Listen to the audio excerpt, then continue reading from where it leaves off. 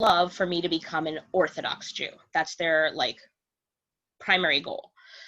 Not me, but people like me. So until a few years ago, they were the only Jewish, non-military Jewish resource in Korea. There's a chaplain on the US Army base, but if you weren't American or if you didn't have access to the base, especially now that the base is further south, Chabad was about the only choice. Now, the atmosphere and the not quite behavior, but the state of being at various Chabads varies a lot according to who the rabbi is. And the particular rabbi in Seoul is very friendly and very welcoming to Jewish people who fit a certain norm. But if you are a person of color, if you are queer, if you are married to a non-Jew, you're 100% not welcome at specifically this Chabad. There are other Chabads around the world that are very open, very welcoming, and that's not the case.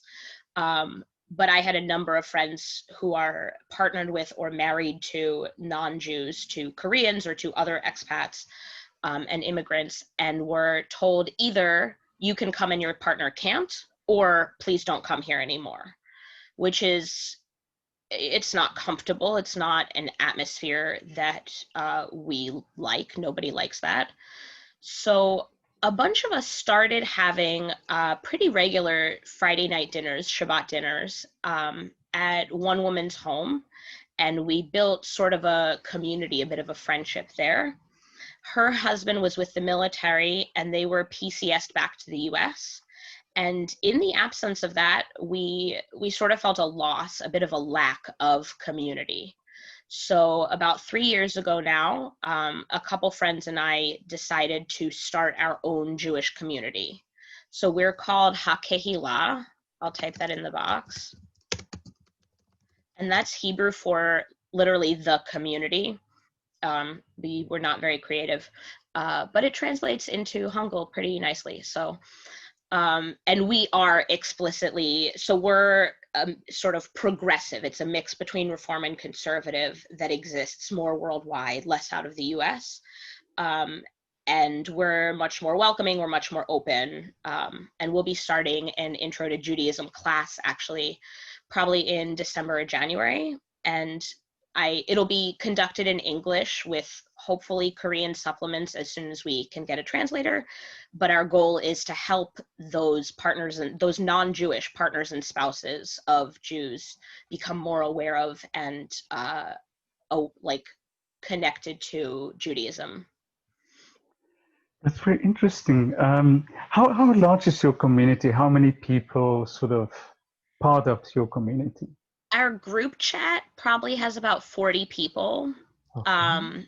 So not a whole bunch.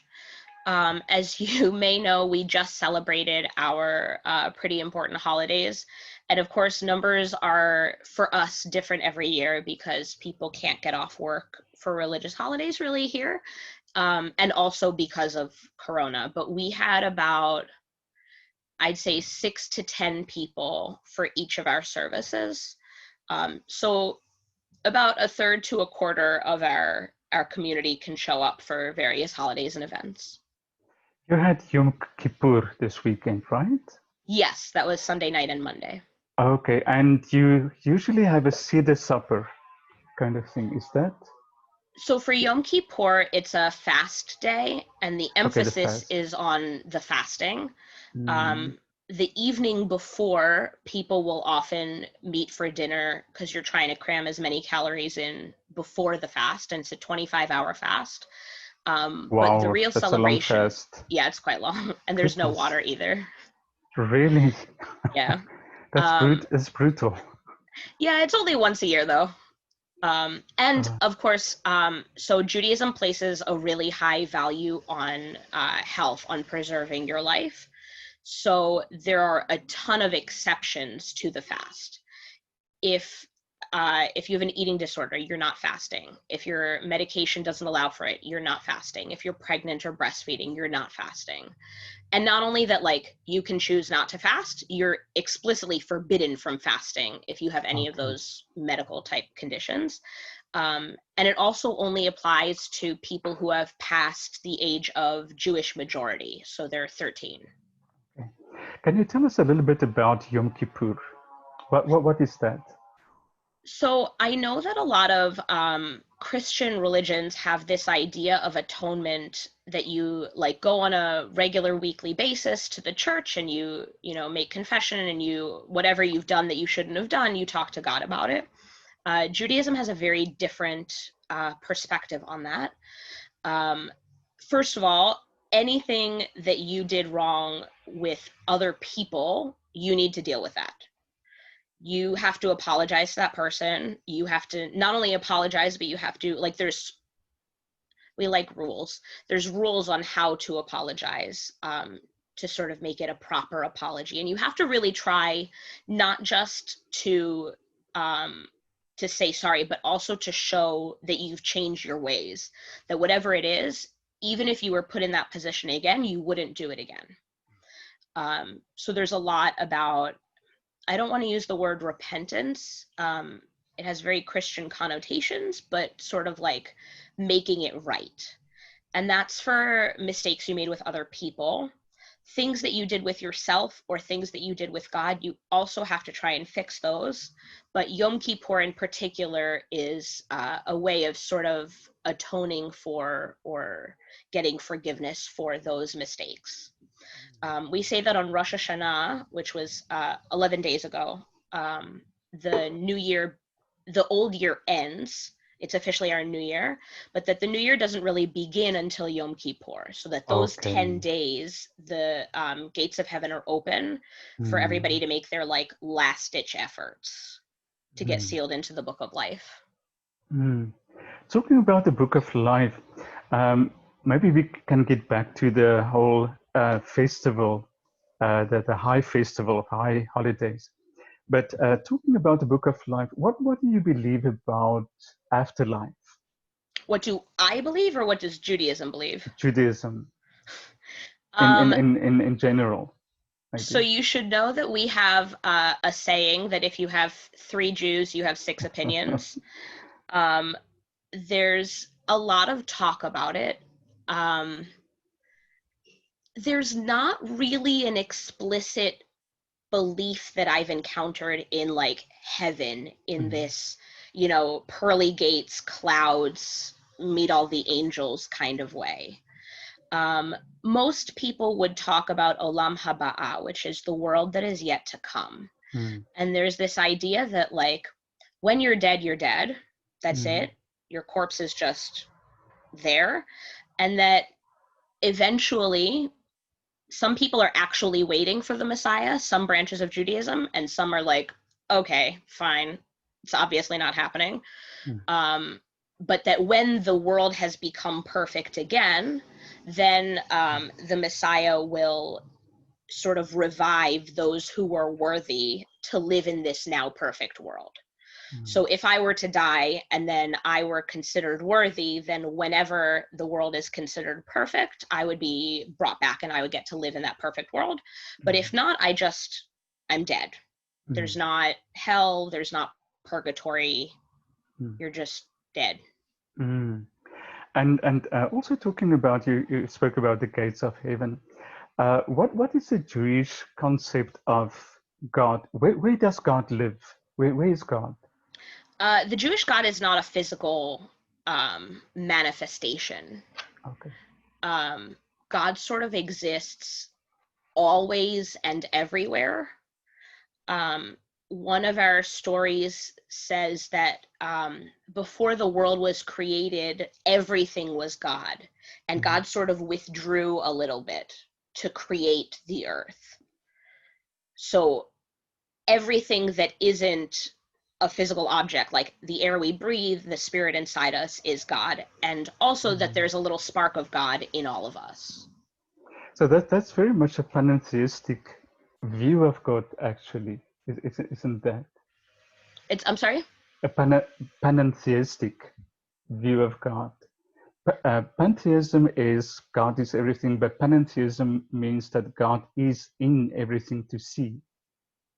It's a little bit, I would say yes, but it's also a little bit less explicit than that. Okay. Um, God is sort of like whatever you need God to be.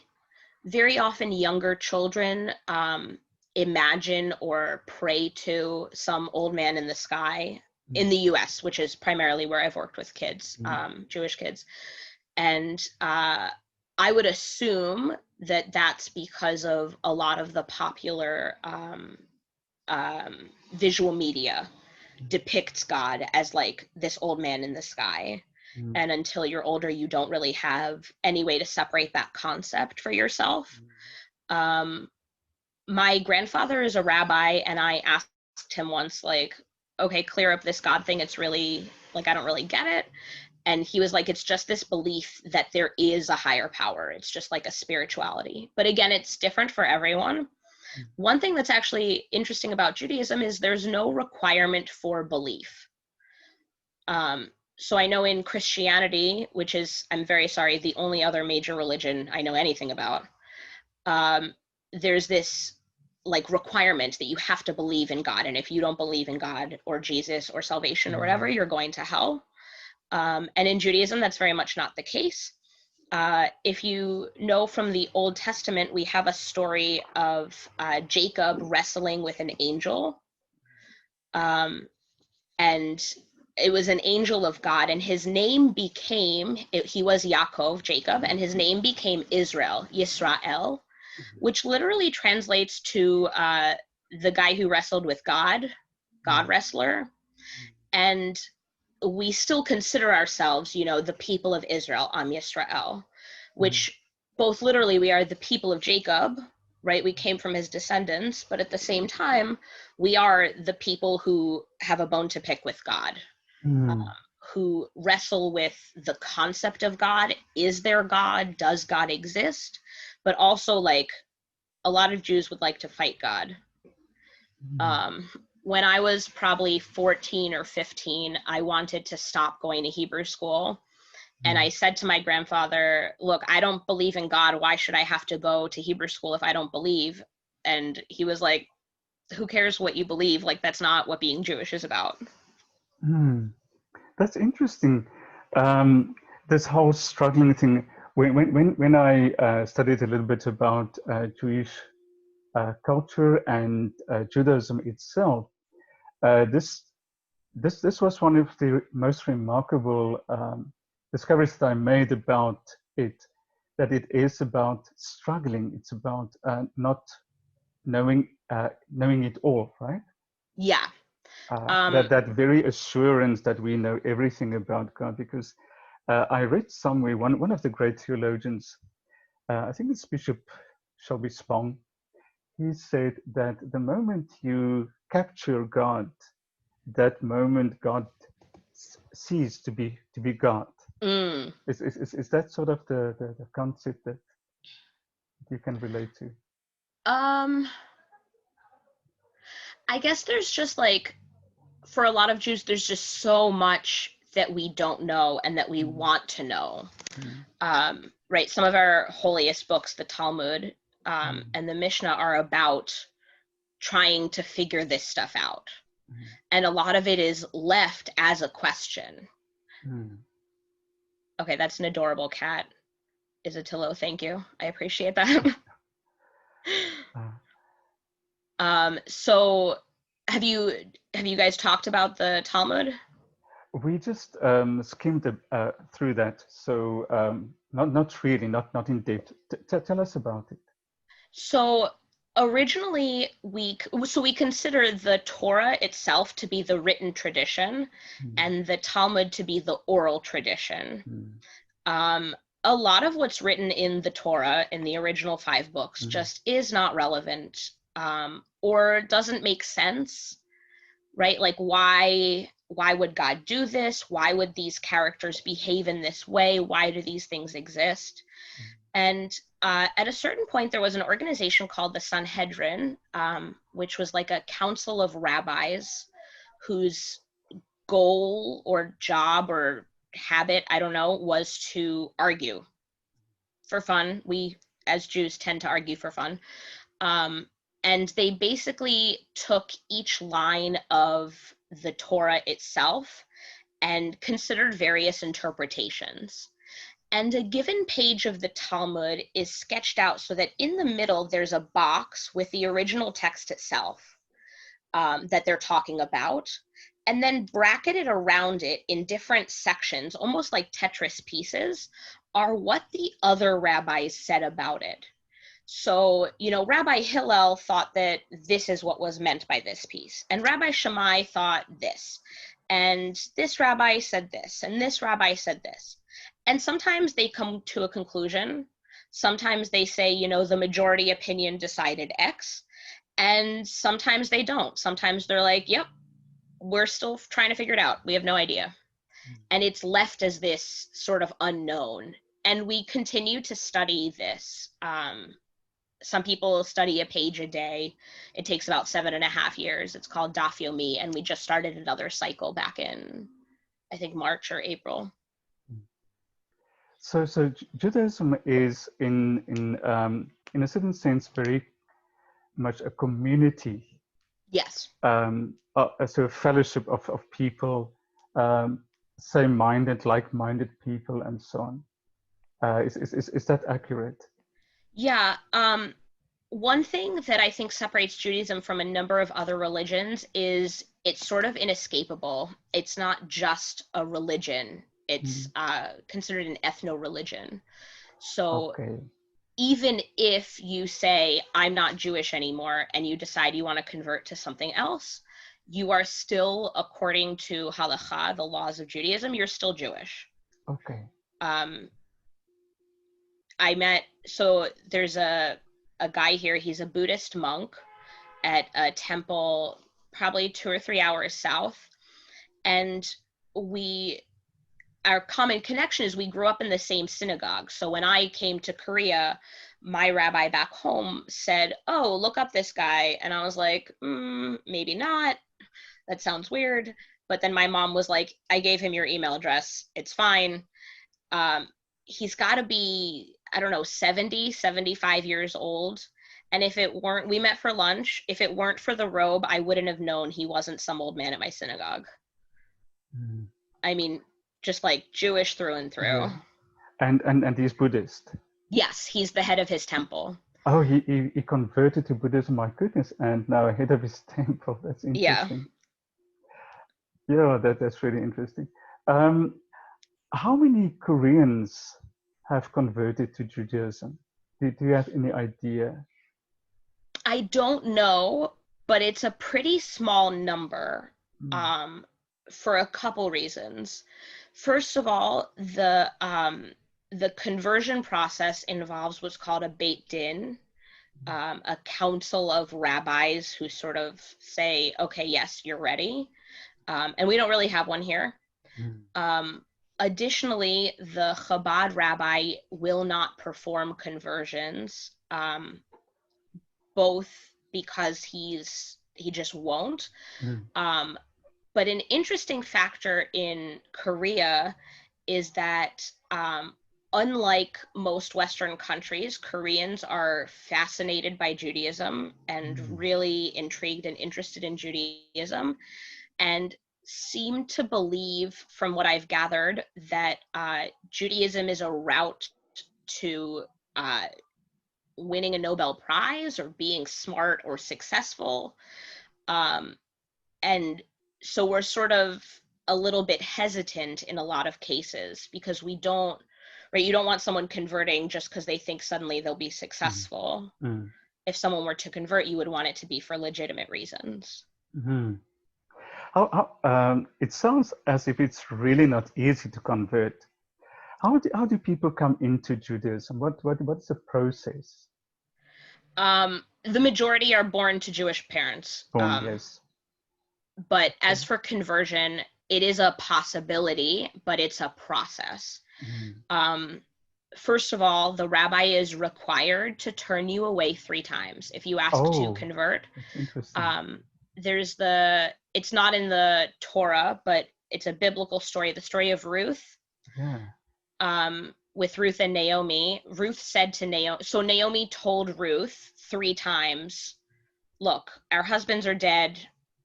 It's a waste. Go back to your country. And 3 times Ruth said, your people shall be my people. Where you go, I will go. Mm. And so Ruth is considered the first convert to Judaism, because she really gave up her own life, her own culture from her own people, and she went with Naomi, who was Jewish. And sort of in honor of her, or because of that tradition, she was turned away 3 times, and so the rabbis will also turn away people 3 times. After that, it's usually, I think, at least a year of study.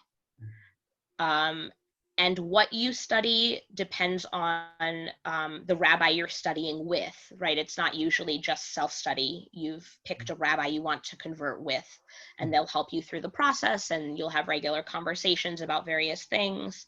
And then you start to integrate, before you've converted, you start to integrate various Jewish practices into your life. You start keeping the Sabbath, you start going to services. And after at least a year, if not more, then you'll complete your conversion. Wow. Is there sort of a ceremony that you then become a Jew, baptism or something like that, a conversion baptism? Yeah, so obviously we don't call it a baptism, but yes. There's a Jewish ritual bath called a mikveh. Okay, the mikvah. And the spelling is different if it's English, Hebrew, Yiddish, etc. Okay. And there are rules for the mikveh. It must be running water, but not like from a tap. It needs to be from a natural source. So rivers are good. They're usually fed by a river or a stream, but the mikveh itself is almost always indoors. These days, some rabbis are making exceptions, obviously, for plague reasons, and doing it just at the river. Okay. And it needs to be deep enough that you can be completely submerged without touching the bottom. Oh my goodness. That's So interesting. often it's like 6 or 7 feet, and you just like pick up your feet, and there's an attendant who will keep an eye and make sure that you're like actually following the procedures. There are various prayers, and the ritual bath is used for a lot of different things. It's a ritual cleansing. For example, if you buy new dishes and you're not sure if those dishes were, if you keep kosher and you're not sure if those dishes were handled by Jews or non-Jews during the physical production of the object, you can go to the mikveh and toivel them, which is like dipping them in the ritual bath, and they become acceptable to be used in a kosher home. People who menstruate will go after you have to go after your period ends and before having sex again. So if you're not married, you usually won't go. If you encounter dead bodies, and you're supposed to sit with a dead body, but after that, you go to the mikveh. And additionally, as you're going through conversion, you also go through the mikveh as part of it. That's very interesting, because I was wondering, there was a clip that I saw, people preparing for the Yom Kippur, and they were washing everything, and they dip everything Yes. in water, and I was wondering why they do that. Yep. It's the ritual cleansing. Ritual cleansing. Okay, that opens a whole lot of And things. interestingly, Hebrew is a root-based language. So like Latin and a bunch of Romance languages have their, like, various words have roots in each other. Hebrew is built the same way, and the roots are the same for pool and prayer and like to praise, theoretically, God, and also your knees. That's So it's interesting. this like interconnected idea that like the water can be a holy situation, praying is a holy situation, bending your knees for God is a holy situation. Wow, that's really interesting. Tamar, I have such a lot of questions, but I want to give our students a chance maybe to ask a few questions. Who wants to be first? Can I talk? Yeah, sure. You're first. Oh, Tell us. It's Lauren, right? yes. Lauren, Oh, correct. have you experienced something hard things uh, or nervous thing because of stereotype In Korea or in general? in general? So in the US, I was pretty lucky. I grew up in a very Jewish area. So from my apartment, I could walk to 7 different synagogues. There were Jewish preschools, kosher bakeries, Jewish day camps all around us. So I was very lucky. I grew up without a lot of those experiences. I would say the one so if you're Jewish, you would know that my name is a very Jewish name. Um, I once for Christmas went to, I have a Catholic friend several hours away, and I went to her hometown for Christmas. And I attended a midnight mass with her out of curiosity. And she was introducing me to all of her friends. She's like, oh, this is my friend Tamar. It's her first Christmas. And everybody was like, oh, like, welcome. Like, where have you been? Like, is this your first ever Christmas? And I was like, I've been Jewish. And it was interesting to be in a situation where so many people just assumed that I was Christian, which, I mean, it makes sense. I was in their church on Christmas Eve. Of course they did. But it was weird. Here, I would say I haven't experienced many negative things personally. I have experienced some weird ones, but not any bad things. I've been very lucky. Thank Thank you, you. Lauren. Anyone else? There was another voice that I heard. Yeah. Yeah? Good. Ms. Margaret, go. You can ask. Is that low? Yeah.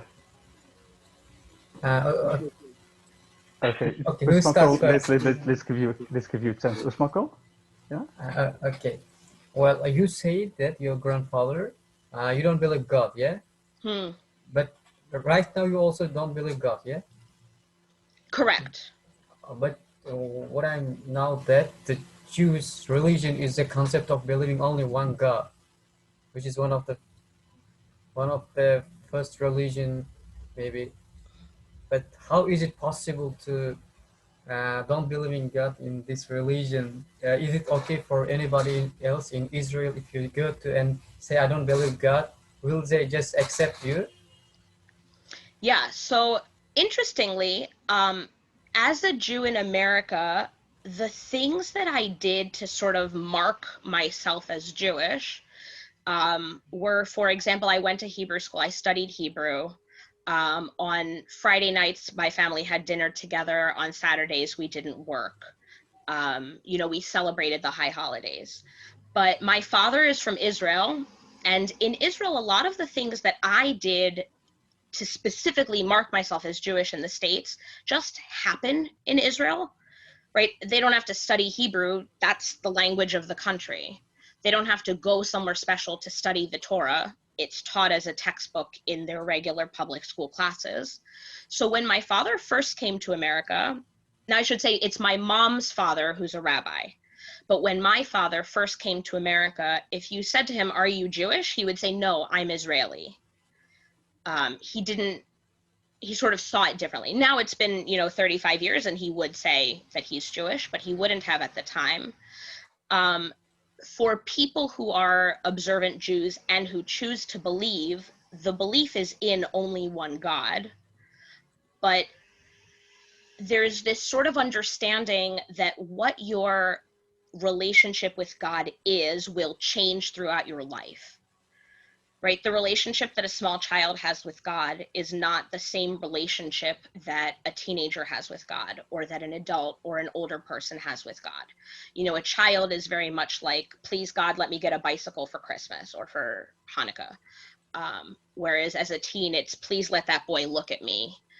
or as an adult, you're, praying for the health of your family. And as someone older, you're praying for a swift recovery or a swift end. And it's this very different relationship throughout your life. And Judaism accepts that at various periods in your life, that belief is a belief in the absence. Very interesting. Thank you, Osmako. Any other questions?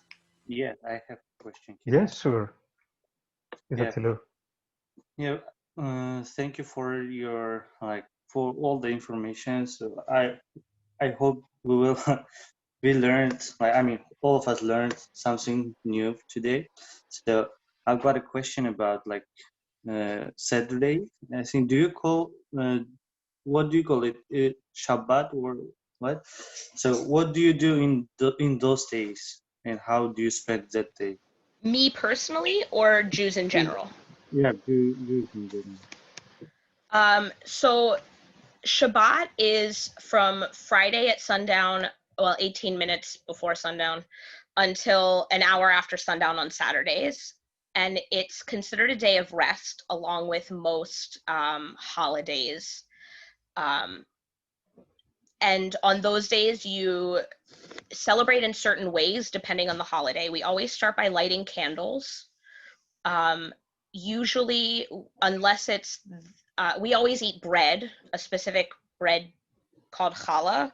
But if it's Passover, one holiday, we eat the grossest cracker I've ever encountered in my life. It's terrible. Do not recommend. Matzah? Matzah. It's awful. I tried should to say bake it. it's not bad in and of itself, but when that is the only bread product you're eating for 8 days straight, it gets bad by day 3. You're like, I could murder someone for a sandwich. Yeah, so we always have candles, we always have the challah, and we always have wine also. Grape juice is permitted, but the prayer is over fruit of the vine. So there's, when I was in elementary school and middle school, our school district did a survey every year. They were trying to gather information on generally when do kids or teens start drinking alcohol? When do kids and teens start doing drugs, start smoking?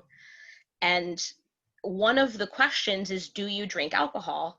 And from the first Friday of my life, right, even for babies, you dip a pinky in the wine and put it on the baby's tongue. And so they're asking, I'm 7, 8 years old, and they're like, do you drink alcohol? I'm like, yeah, I do drink alcohol. And they're like, well, how much alcohol do you drink? I say, I have a drink every week. And they're like, well, how long have you been drinking? I'm like, well, I'm 7, so 7 years. And it's entirely anonymous, and you're not talking to a person, right? It's just a piece of paper. And it wasn't until easily high school that I realized that the alcohol I was consuming is not what they were asking about. That's hilarious. It was very funny. Additionally, on the holiday, we don't work. As for what counts as work, the rabbis in the Talmud made a list of 39 forbidden things. But generally, writing is not allowed. Exchange of money is not allowed, so you can't buy or sell things. With electricity, you can use the electricity, but you can't complete a circuit. So for example, most homes, you'll turn on the lights in the main space and keep the lights in your bedroom off, and they have to stay that way the whole time. You can't flip the switch during. Cooking is forbidden on the Sabbath, but there are ways around it that sort of follow the rule but aren't cooking and sort of are. During the longer holidays, because obviously you can't pre-cook that much food, people will usually, you're allowed to cook as long as it's for immediate consumption. So I can't prepare something for next week, but I can make a salad to eat now. That's very interesting. Thank you. Yeah. I was just wondering, the wine, that's a very sweet wine, right? It's a very distinct kind of wine, or is it general wine? So officially, it just has to be the fruit of the vine. Okay. Literally anything from grapes. I guess tomatoes might be okay too, but we always use grapes. The wine that we tend to drink is kosher. So there are rules about how to make wine. Mm. The most common one is a very, very sweet wine. It doesn't have to be. I like that wine personally. My mother thinks I'm insane. She hates it. Weirdly, for a while, you could get it at Latte Mart. Really, It was I under got, their imported wine my section, and I looked goodness. at it. I was like, "You're not wrong, but is this what you mean?" It's just interesting because wine is a very important part of most Jewish rituals, right? Yes. In the wedding ritual, Mm. even in the funeral ritual, wine plays a role. If I'm not Yeah, mistaken. we even refer to it explicitly a few times as our cup of joy. Yeah. So on Passover, part of the story is those 10 plagues committed against the Egyptians, and we're instructed to lessen our cup of joy. So we pour out a little bit of wine for each of those 10 plagues, because we shouldn't feel happy that bad things happened to normal people just because their leader was being a jerk. And there are in fact a couple holidays. So every holiday you drink some. 2 holidays you drink 4 glasses of wine, and 2 holidays you're meant to get approximately blackout drunk. Okay, that's interesting. Okay. Any other questions? Who wants to ask the next question? Can I ask a question, Professor? Yeah, sure. Thank you all for all the information about Judaism. Yeah. And my question is that what do Jewish people think about Muslims? So it depends on where geographically they are. Most of what I know about Jewish opinion of Muslims is America-based. And opinion is very much like, these people are also being persecuted in the US right now. All of the persecution that Jews faced historically is now being faced by Muslims, and we have to stand up for them. Right? It's never, in America, it's never been a Muslim who came and shot up a synagogue. Right? It's always been, when a tragedy happened to a synagogue, it's always been local mosques and local Muslims who are like, come use our space. Here are donations of food. How can we help you? In fact, because the meat rules are so similar, so there's certain rules for eating in Judaism called kashrut, or keeping kosher. It involves a specific way of killing the animal for the meat. And it's pretty similar to the way Muslims need to kill the animals. And so in some areas where they don't have a lot of access to a kosher grocery store, the Jews and Muslims in the area will collaborate and buy meat together. They'll like hire a butcher and get a cow slaughtered for themselves. I would say even the Jews I know in Israel, which is, a significant portion of family, the problem they have has nothing to do with the religion, right? It's not, we don't like Muslims. It's, the government of this country keeps trying to bomb our country. Thank you. That's interesting. Thank you, Nodebreak. Other questions? I have a question. Yeah, sure. I'm very curious about how Jewish people pray and how often. It totally depends on the denomination and on the Jew. Officially, I guess, like the more stringent, pray 3 times a day. But there's 3 prayer services per day, morning, afternoon, and evening. But they're not at specific times. There's like a window of opportunity. So the first one can be done until this time, and the second one can be done in this time window. And if you're at the overlapping window between them, you can just double up, which seems very efficient to me. And that's for official prayer services. So in Judaism, there's 2 main groups of prayers. There's prayers that you say alone and prayers that you need a group for. Some of the ones that you say alone, you can do with a group. Some of the ones that you need all of the ones that you need a group for, you must have a group. And we define a group as at least 10, some people say 10, any 10 adults, Jewish adults, and some people say only 10 adult men, again, depending on the branch. All of the prayers for grieving, for the dead of mourning, are group prayers. Any Torah service, if you want to read the Torah, you need a group. But separately, like you pray before and after eating, you pray when you go to the bathroom, you pray when you wake up, when you go to bed, and all of those are just done alone, as needed. And again, a lot of people don't do all of those. So I learned about the bathroom prayer when I was in middle school, exactly the right age to think it was the funniest thing I had ever heard about. I was like, oh my God, there's a prayer for peeing. That's just like, oh my gosh. Orthodox Jews have a goal of saying 100 blessings every day. There's prayers when you see a friend for the first time after a long time. There's prayers if you see a particularly beautiful flower. There's a prayer for lightning. There's prayers for great weather. There's prayer, an interesting prayer for the first time in a year that you have encountered something or done something. So like the first day of school, you would say this prayer.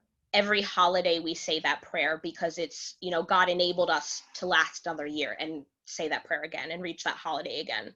The first time you eat a new fruit or vegetable, or a new food, you would say that prayer. Thank you. It's very Thank you. interesting. I didn't know that. Any other questions? Professor, I don't have any question, but I have some Want to make a remark? fun fact about Islam, because I think she said she knows only Christianity other than Judaism. So as she said, Jews has like certain ways of killing animals and eating something. And I think you call it kosher, right? So in Islam we call it like halal food. Yeah. Yeah, and then we like Muslim people are not allowed to eat other meat except that Islamic, like Muslims are slaughtering that animal, or Christians or Jewish people slaughter. So we can eat meat from like who slaughters. I'd say like you as a Jewish people, if you slaughter the animal, so we can eat that. And if Christians slaughter animal, we can also eat. And Muslims do not eat other meat than these three religion, I'd say, slaughter Interesting. people. Yeah. That's Thank you. very cool. Thank you. That's very interesting. Yeah. Good. Other questions? Well, about Shabbat in Korea, you said it's not allowed to come people from another religions or who are not Jewish, yeah? Oh, Chabad, yes. Yeah, in a meeting. So what is the reason of that? For example, in Moscow, if we just gather all the time, it's everybody is welcome. So in any countries, I think. But what is the reason of being like this kind of isolated? Well, so first of all, it's not that you can't physically go to that location. It's he doesn't want, and it's this specific rabbi, he doesn't want non-Jews participating in the religious ceremonies. So like if it weren't a holiday, you know, if it's your average Tuesday morning, I don't see a reason why. I think he has had interfaith groups come and visit to like see the sanctuary, just not participate in religious events. But also it's his house. So like he's a little weirder about it than people would be about a regular synagogue, because it's, in addition to being a community space, like his children live there. So he doesn't really let strangers in all the time. That's very interesting. Thank you for the question. My question here is, I've got such a lot of questions to still ask you. So you have to tell me when your time is up, if you have to go. Okay. I have until 3:30. Oh, then we have good enough time. My question is there an interfaith conversation going on between the Jews and other faiths? How is that working? What do you mean? Is there a A conversation? conversation, so meeting, like the interfaith event that you talk about. How open are Jews for this kind of interfaith conversation and relationships? Again, totally depends on the Jews themselves and on the sect. The particularly, there's some very insular groups of Orthodox Jews who like try to not even talk to a non-Jew. They live in very secluded communities, and even though I'm Jewish, I'm an outsider there. And you know, I was invited. A friend belongs to one of those groups, and I was going to her wedding, and like everybody was shocked. There's a stranger in town, right? Like everybody else knew each other or knew each other's mother or knew each other's, you know, grandparents or whatever. But then like my own rabbi back home and my grandfather have served on interfaith councils. My synagogue back home hosts a number of interfaith services and interfaith events. What do you think of this trend in Christianity? There is a trend, I think, for the last 30 years or so, but it's become more and more in certain evangelical groups, where they sort of adapt Jewish or Old Testament rituals and even high holidays, a Christianized Jewish, how can we put that? A Christianized Jewish movement. I don't know if you're aware of that. What do you think about that? I find it very appropriative. Like it's not their ritual to take and to use. In a lot of situations, you know, it's not even biblical. Most of modern Judaism, so most biblical Judaism included a lot of like sacrificial offerings at the temple. There was twice a physical temple in Jerusalem. People keep, you know, knocking down our stuff. And after the second time, when it was clear that the temple wouldn't be rebuilt, obviously you can't make a sacrificial offering at a temple that physically doesn't exist. So rabbinic Judaism sort of shifted the paradigm and shifted the narrative to be more prayer-based instead of sacrifice-based. And that's where most of our rituals come from. Most of the things that we do as we do them now came from the rabbinic tradition. And a lot of those Christian groups claim to be, you know, taking Old Testament holiday celebrations, but they're in fact not Old Testament celebrations. They're very modern, not modern like the last 5 years, but modern like the last couple hundred years. And those traditions were created after Christianity. So it's not that they're taking something that was historically Jesus's. They're taking stuff that's explicitly not. And the way it's been used that I've seen it gives me bad feelings inside. It's very no thank you.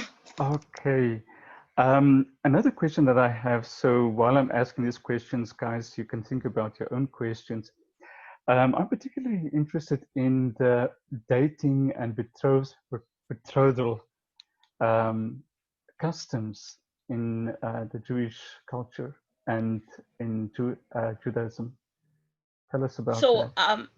one thing to make clear is I grew up Reform, which is, I wouldn't say the least observant, it's the least stringent of all of the branches. And so there are a lot of things that we just either don't have rules about or don't super care about. I know a little bit about some Orthodox Jewish customs. I have a couple friends who are Orthodox, but again, not many. I know that for Orthodox Jews, there's a big emphasis on sort of ritual modesty, not just you know, personal modesty, but in the case of a married couple, there's these rules about modesty. So the couple can't be alone together until after their wedding, which put me in a hilarious position. I had a friend who had been married, gotten divorced, and then became Orthodox. And she was seeing a guy with intent to get married. And they wanted to have dinner together to introduce their kids to each other.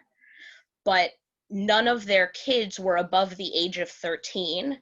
And so halakhically, they needed another adult there to chaperone them. And so I was invited for dinner. They basically, like, you invite your own third wheel. Okay. Which is very, very uncomfortable. Will not repeat the experience. I know that the day of the wedding, everybody fasts until the wedding. I know this because I went to another friend's wedding and she looked pale and nervous and shaky. And I said to the woman sitting next to me, I was like, she looks like she doesn't want to do this. If she wants to run away and start a new life, I'll grab her, we'll go. And the woman was like, no, she's committed. Like, she's just been fasting all day. That's why she looks like that. I was like, oh. So after the ceremony is the first time the husband and wife are alone together. They're put in a room, a secluded room. We cover the window and the door, and there's food in there, and it's the first time they've ever been alone together. And it's also the first time they've ever touched each other. During the wedding itself, there are 7 blessings that are said ritually, and you do it under a wedding canopy. There's also something called an ufruf, which I don't know a whole lot about. It looks like a German word. It's probably Yiddish. And I believe it's like for the days before and after the wedding, like the people who couldn't come to the wedding, maybe, you like go and have a celebratory meal with them. And they, again, bestow blessings on you. A lot of Jewish people in the States, I would say until the last 20 years or so, were pretty adamant about their kids dating other Jewish people. These days, it's a little bit more open. My first boyfriend was not Jewish. I have one cousin is more Orthodox, and he married an Orthodox girl. Another cousin is more Reform like we are, and his wife is Chinese American, and she converted, and they got married. And the third cousin who's married married a non-Jewish girl, and she has not converted. Oh, one more cousin is married. I think she's Jewish. I don't know. My grandfather, as a rabbi, does not perform intermarriages. There are many rabbis who do, but my grandfather personally does not. He wanted to perform the wedding of all of his grandchildren. He did not perform the wedding of the cousin who married a girl who's not Jewish, but he did attend the wedding and act as a witness on the marriage certificate. And the whole thing of the matchmaker, is that still in the Jewish culture or in some of the branches of Judaism? Much to my surprise, yes. So tell us how it works. I don't know anything about it, really. The friend, I told you we had a friend, we all ate dinner at her house here in Seoul. And she's just like so different from her husband. She's British, he's American. She's very soft and sweet-natured, and he's very gruff and abrasive. And once I said to her, like, how on earth did you meet? And she was like, oh, it was a shidduch. It was like we were match made. And there are, you tell your profile to them, I assume, and you tell them what you're looking for and what your, like, rules are. Like, I will or will not move to another country for whoever you find, or, I want someone who does not have children yet, or whatever, and they set you up. That's very interesting. The dress code, or when you go to Israel, you see all these people with these strange, I think it's Hasidic Jews, if I'm not mistaken. Hasidic, yeah. Hasidic, with the hats and so on. Can you maybe tell us a little bit more about dress code and dress rules and so on? Yeah, so I'll tell you what I know. There's a lot that they don't tell anyone. You don't really know. Um, I know that for women, you're meant to be covered collarbone, wrist, ankle. But some branches go with elbows and knees instead of wrists and ankles. Um, they all have this really cool, there's like a couple shirts. It's like this long sleeve shirt, comes in black and white, and you just buy like whatever clothing you want and wear this shirt underneath and it fits the rules. I noticed because I went to this wedding and had to cobble together something that covered everything because I don't own that. And I was like, how does everybody have the same shirt? And they were like, it's the same shirt. We all go to the same shops. I know that married women will usually cover their hair for the more observant situations. Sometimes this involves just a headscarf. Sometimes this involves a wig. Sometimes they'll even shave their head and then wear a wig. The idea being that the beauty of their hair is reserved only for their husbands. Men will always, so some men will cover their heads only when they're praying, so also when they're eating, but some will cover their heads all the time, and that's sometimes done with a little skull cap called either a kippah or a yarmulke, depending if you're speaking Hebrew or Yiddish. Sometimes in more anti-Semitic areas, they'll wear the kippah and then cover it with a baseball hat. In the US, that's also pretty common just because baseball hats are really innocuous and not, religion specific. But then the more Orthodox Jews will wear those, hats. They also won't cut their beards and they don't cut the corners of their hair. So their side locks, their sideburns, they let them grow and they become very, very curly. Oh, that become the curly thing, yeah. Yeah, the payas. Orthodox Jewish men from the time they're 3, so like even little boys. So we have a prayer garment called the talit, which is a 4-cornered garment with fringes that are knotted in a special way. And they wear something called a talit katan. Those knots are meant to help them remember the commandments. And so they wear, it looks kind of like a poncho. It's like a rectangle with a hole cut out, and it just goes under your undershirt. And it has little fringes, and in more observant areas or more Jewish friendly areas, they'll leave the fringes out, and sometimes you just tuck it into your pants. Wow, that's really interesting. Any questions? Any other questions from our class members? I have a question. Sure, yeah. Is there any connection between Judaism and Zionism? Is there any connotation, did you say? Connection. Connection. So kind of yes and kind of no. I mean, Zionism is the hope for the state of Israel, and it's a much more complicated question in the last 72 years since Israel became a state.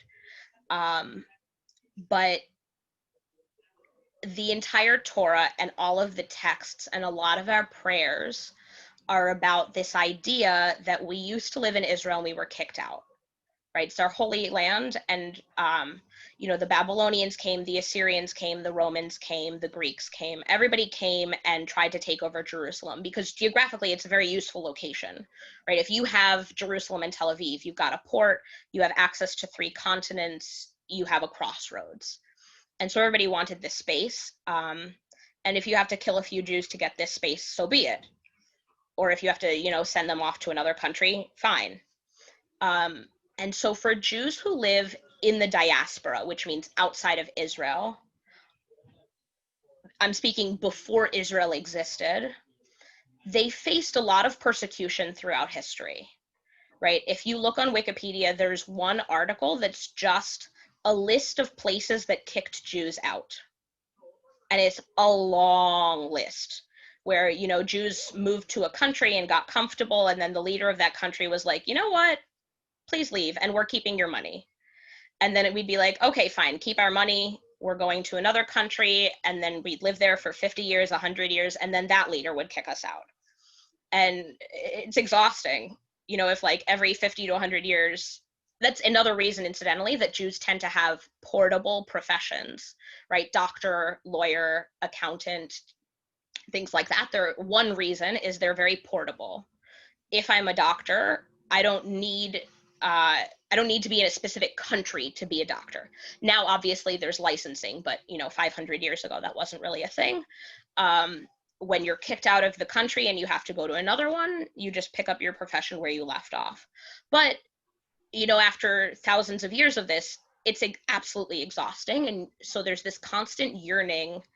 There was this constant yearning for Israel as a homeland, because it was this idea that we've always been trying to go back there, and it'd be really nice to have a country where they can't kick us out anymore, where we can just live in peace and people will stop fighting with us and we can just have a farm, buy a house and actually live in it for a couple generations. In the 1800s, there was sort of a bigger push to make this a reality. A lot of that push was by Jews living in Russia, because the Tsar at the time instituted these pogroms, which were mob killings of Jews for fun, or I don't know, because you kill Jews, that's what you do. And so they started, actually, there's the Jewish National Fund where people would start collecting money. Every week you put a penny in the box, and the goal was that we would have enough money to purchase land. And one plan at the time was to buy some land in Uganda, actually, because apparently land was cheap in Uganda. And some people were like, no, the land we buy has to be Israel. And other people were like, look, let's just buy land somewhere so that they stop. Obviously, the Uganda plan fell through. Then there was World War II, and Britain felt really bad and was like, we apologize for our role in this. You can have a country. Currently, I personally and a lot of American Jews are struggling with this concept of Zionism, right? I don't know if furious is even the right word. I'm angry and ashamed and horrified at things the Israeli government has done. I mean, they've done horrible things to people. But at the same time, as anti-Semitism ramps up in other countries, it's sort of a quiet comfort to me to know that there's a country I can go to, right? To know that there is a place where I can be Jewish and it's not going to be a problem. And it's horrible that, it's really unfortunate that there are people who moved in while we were gone for 2,000 years, because geography, right? Why would people leave a country vacant for 2,000 years? That's absurd. And it's just really frustrating to see what's going on with this need to both want to have a Jewish country and the reality of what the results of that are for the people who are physically there. Thank you. That's very interesting. Thank you. I learned a lot as well. Just another question. Let's go to funeral customs. I attended a few Jewish funerals and it was intriguing. So just elaborate on that, please. Okay. So first of all, assuming that the death was normal, just like an old person, there are different situations if there was an explosion, for example, or if the person was murdered. But you bathe the body and someone stays with the body until it's buried. There's a group of people who do this as volunteers, but anyone can do it. These days, most Jewish funeral homes just have someone on hand and that's their job. They just sit in this room where there are bodies, which sounds like, the quietest, most peaceful job and also slightly terrifying to me. Why do they do that? Why do they have to sit with a body? I'm not really sure. I know that the job is called shomrim. They are shomrim, and shomer is like a guard or protector. I don't really know what they're guarding against. Okay. Thankfully, no one in my close family has died, just great-grandparents when I was very young. So, but the body is stayed with, it's washed. We do not use embalming fluid. Okay. The body is not embalmed. The body is not, made to look pretty. Sometimes, depending again on how observant you or the dead person are, they may be buried just wrapped in a white sheet, in a very plain casket, no preservatives. The idea is to rot as quickly as possible, to return to the earth, because from dust you came, to dust you shall return. You're supposed to bury within 24 hours.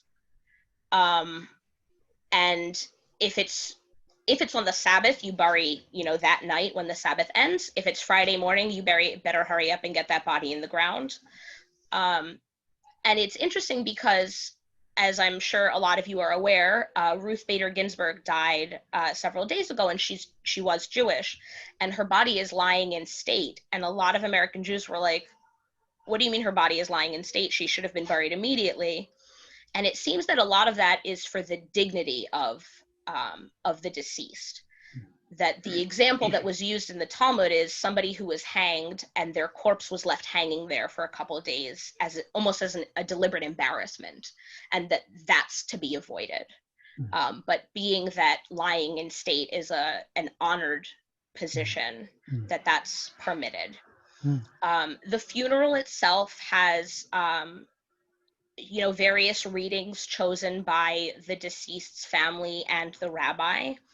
It often has the 23rd Psalm. I walk through the valley of death, the Lord is my shepherd, and all of that. And that's the first time that you say the Kaddish. The Kaddish is a prayer. It's actually in Aramaic. Aramaic is another Semitic language. And it's a prayer that we say in a number of, not just for a dead person.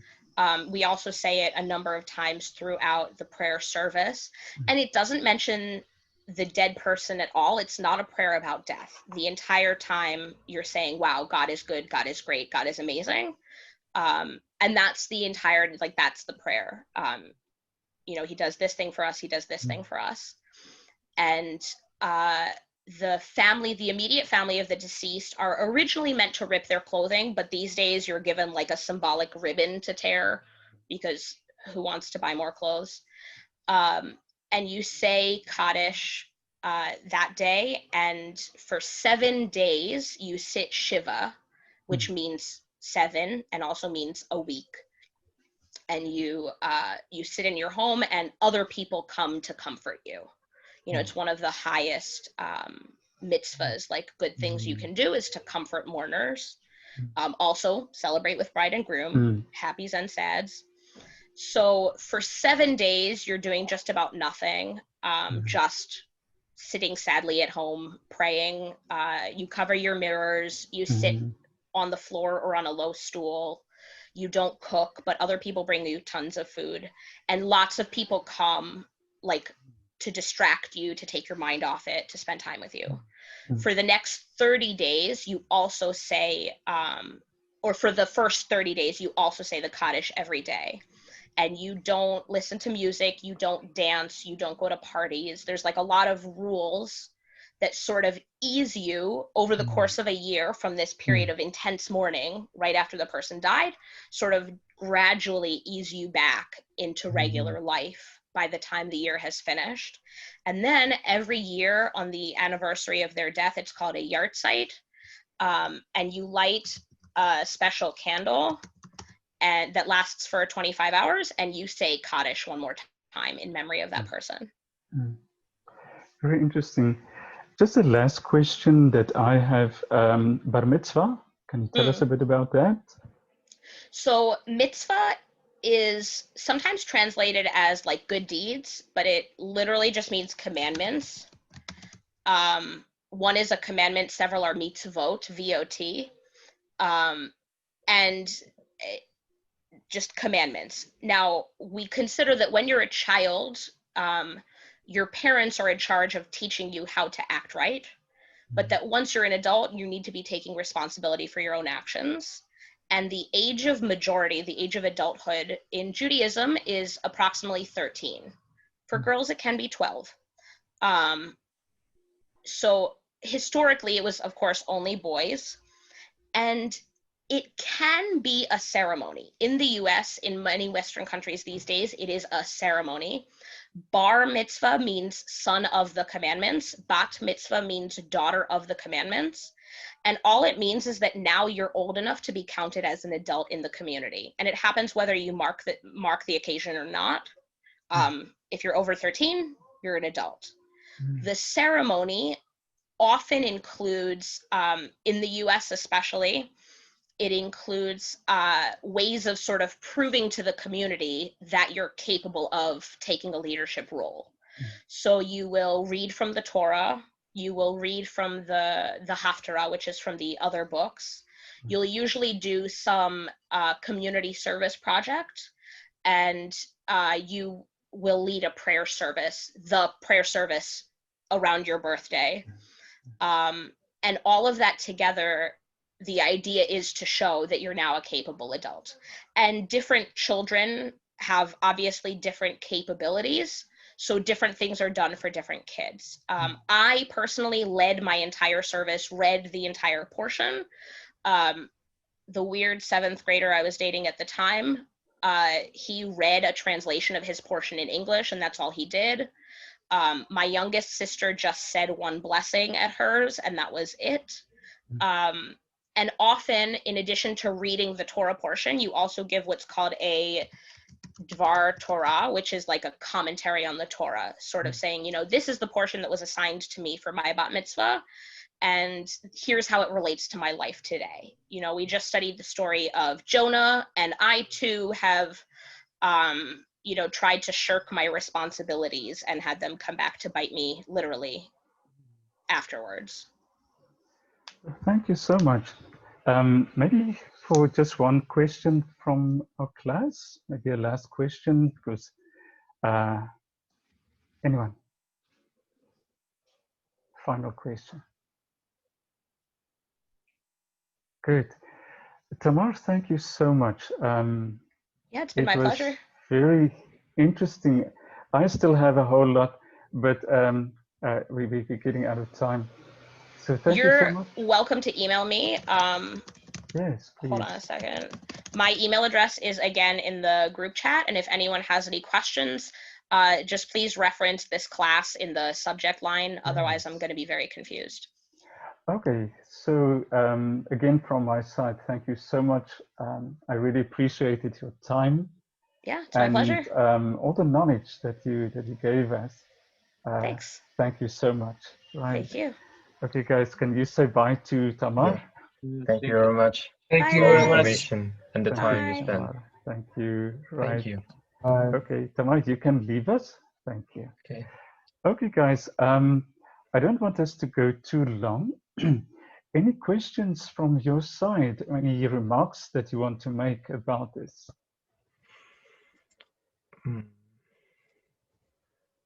Anything that you want to say about today's? Okay. Sure, Malbek? Usman is going to speak. Okay, cool. Are you sitting in the same place? Yeah. One in the heavens and one down in the bush. That's beautiful. Yeah. Okay, yes, Michael? I was just going to say that when I watched the video about Jews that you posted,